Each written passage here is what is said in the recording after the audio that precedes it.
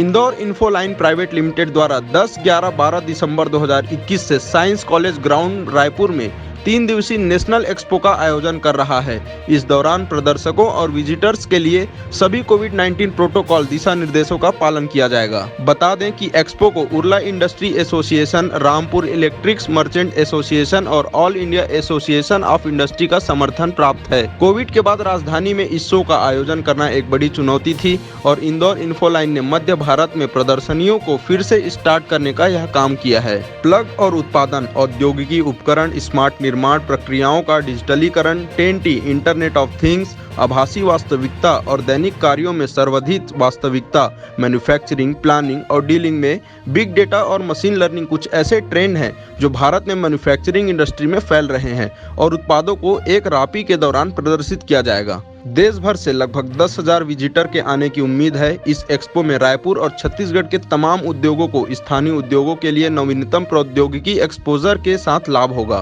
3 दिवसीय national expo steel and power का आयोजन साइंस कॉलेज ग्राउंड में 10, 11, 12 दिसंबर को किया जा रहा है। इस आयोजन में Urla industries association, Raipur electrical merchant association हमारे सहभागी है। इस एग्जीबिशन को रायपुर छत्तीसगढ़ में पहली बार MSME मिनिस्ट्री ने जो है अप्रूवल दिया है और इसमें जो पार्टिसिपेंट्स जो अपने स्टॉल लगा रहे हैं उनको रिम्बर्समेंट किया जाएगा। इस एग्जीबिशन में जो भी स्टॉल लगा रहे हैं उनको, इसमें देश भर से तकरीबन 100 से भी अधिक एग्जीबिटर्स अपने स्टॉल लगा रहे हैं और तकरीबन 25,000 प्रोडक्ट है जो कि हमारे steel plant, power plant, mining और हेवी इंडस्ट्री तो अन्य इंडस्ट्रीज़ में जो लगते हैं। इसमें पहली बार सोलर पावर प्लांट के इक्विपमेंट्स है, बायोमास के इक्विपमेंट्स है, हेवी मशीनरीज़ के इक्विपमेंट्स हैं, रोबोट्स का डिस्प्ले किया जा रहा है।